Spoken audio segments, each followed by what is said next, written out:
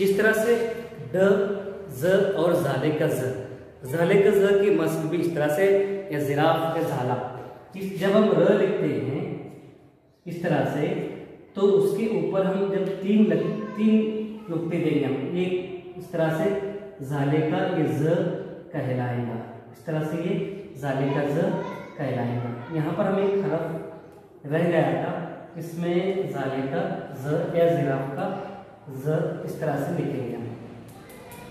इसकी मश्क करने के लिए हम ये इस तरह से र, इस तरह से र, ये र, ये र, ये र, रबर का र, रबर का र, और वैसे ही कौड़ी का ड, हम कौड़ी का ड इस तरह से, ये कौड़ी का ड कहलाएगा।